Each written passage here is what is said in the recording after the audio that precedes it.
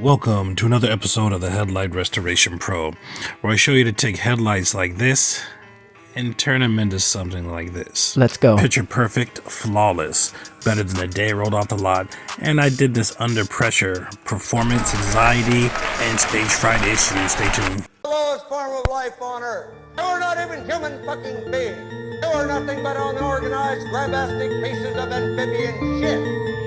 Because I am hard, you will not like me. But the more you hate me, the more you will learn. Thank you. Let's get down to business. All right, this is a 2012 Honda Accord. Okay, this is looking pretty funky. Looks like somebody tried to restore this once upon a time.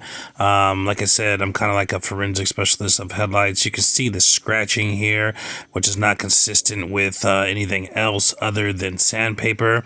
And it seems to be under that little patch of clear coat that's left over right there, which indicates that somebody's messed with these lights before and put a coating underneath it, and they didn't do too good of a job at all if there are scratches underneath that coating like that, especially so visible. But if this was done, this had to have been done probably about over 7 years ago, 6-7 years ago. The clear coat has completely gone away and is completely gone. Normally I would start with the P500, but I'm pumping this issue lately that you want to use the right grit. You want to start with a right grit. Okay, you don't want to, I could start with the P500 to remove all this stuff pretty easy and only use one, but I'd rather use two P800s to make my work easier, to make the headlight restoration come out better and have a smoother, cleaner, non-scratch finish to it. It makes everything easier. Technically, it's more expensive as these P800s are more expensive than more than double the expense of a P500. So in the long run, with this ideology, a little bit more expensive. But if you're doing headlight restoration out there and you've got the equipment, if you've done this and that, you know your overhead is non-existent after a while. So, I mean, you're making, hopefully most people are making well over $80, well over $100, depending on experience of doing a headlight restoration. So when you're talking about an extra 25 cents for a freaking pad, I mean, come on, like, just stop. I mean, you can nitpick yourself to death and stress over things like that, but it really doesn't matter for another 25 cent, an extra 25 cents. Right, no big deal. But anyhow, I'm speeding this one up here just because I basically wanted to touch bases with this and show you a couple things about this light and also tell you a little bit about this light while I was doing it. Okay, let's start with, I did 3 vehicles for this person here, okay, and for this customer, and this was the third one, or actually the last one that I did. The ones I did before this were this one here, which was a 2017 Honda Civic. I did that one first, okay, and that's the before and that's the after. And I also did a 2016 Toyota Camry. And believe it or not, these 3 vehicles are so common. They're all prone to go bad excessively or go bad prematurely. Okay, they're very prone to go bad. They have a lot of forward-facing points, which just means facing the sun most of the day. Anything that is a flat shelf, per se, is going to get a lot more sun and is going to go bad faster. But all these 3 vehicles, because I don't know what it is, more than likely it's just because they have sold so many of these vehicles. They're some of the top, most done vehicles, okay? Probably the top 5 or 6, okay? These vehicles, particularly I probably do 3 or 4 or 5 of each of these vehicles a month, something like that. They're very frequent. I know I can do these headlights with my eyes closed, right? So anyways, I used 2 P500s as you saw, P800s as you saw there. But let's get into the story I was talking about. I did these 3 vehicles, and this is the third one, through the entire time of doing these vehicles, okay? And I know you guys have got to this, whether you're just working on your own car or whether you're working on a customer's car, and it takes a long time to get used to it, okay? Through the entire course of me doing all these vehicles, I had a grand audience, okay? A grand audience, okay? So I had the guy who was contracting me to do these vehicles out there watching from the beginning, and then all of a sudden it just started growing. It turned into like his girlfriend was watching, you know, and he had people on the phone, and they were doing it like I don't know, a chat or a two-way on the phone where they were showing the person, and I look behind me, I see the person on the phone watching me, and I'm like, oh my god. And then the mother came out, okay, the auntie came out, and they're just all standing there or sitting there on the stoop watching. Another person pulled up, which was like their neighbor, and he got out and asked me a couple questions about his water spot removal and his van headlights or whatever. I think it was an Odyssey, like a 2013 Odyssey. They were all blown out yellow, and literally had, like, you know, through the whole thing they stayed there. Like at first it was just the guy who contracted me, but by the second and third car they were all out there for the whole headlight restoration. And it's like, you know, you got 6 people behind you, and oh, here's a catch too. More than one person was on their phone with somebody else, like on a live type chat, like showing this. And they were, and even to top it off even more, okay, I don't know if you guys have had this, they were a certain different ethnicity of me. So they were speaking a language that I did not understand. Okay, so they were speaking and stuff, but they were really intrigued, and they were really nice, really, really awesome people. They brought me food and snacks and all kind of stuff, water and whatever.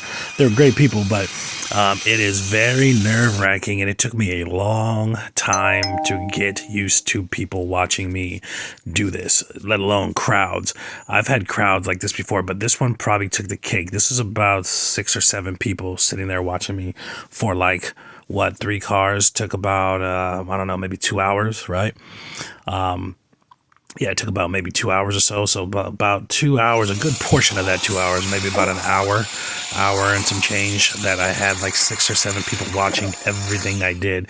And sometimes they were like really close to me, like, or like a foot or two behind me, over my shoulder, watching, just intrigued in what it is. And then once they saw my shirt, and they you know, the guy told them, hey, yeah, he's you know, famous for this, whatever, he does this, they were really intrigued. And that's like, I guess that's why the phones were out, and they were like live streaming me with like their friends or whatever.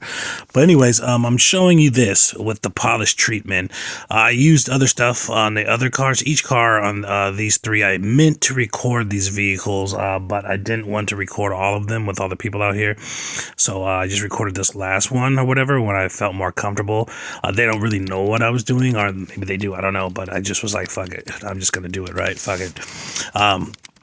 But yeah, so I recorded this one, you know, and when you guys get this, or when you guys have those customers that want to hang out the whole time and watch what you're doing, yeah, it can be really problematic. It almost feels like, damn, if I mess up something, or do they think I messed up something, or they see little things that I do and not approve of it, and there's all these thoughts going through your head. But nevertheless, if you follow the steps, you follow the method, and you listen to the things that I tell you and have taught you on this channel, you will definitely succeed, and you can do nothing but make things better, and you can do nothing but you know, do good things if you just follow the methods and the steps. You know what to do, and you know the order of things, and you just gotta follow it.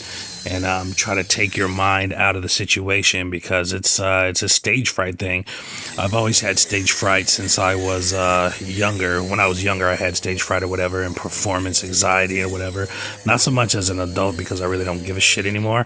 But when I started this, it kind of manifested again, because I was like, why do I keep getting customers that sit out here and watch me do this shit? Like, are they like I don't know, it almost feels like, are they accusing me, like I'm gonna fuck their lights up or something, right? Or is it like they're just, you know, curious, or what? And just all these things go through your head, and you don't understand why they're watching. But like I've said before, headlight restoration is a spectacle. It is a very interesting thing to watch. Okay, even had people pulling up and getting cards at the same time of this going on, and it was just a really busy street too. So people were rubbernecking. They're like, "What is this crowd doing out there? What is that guy doing to the cars?"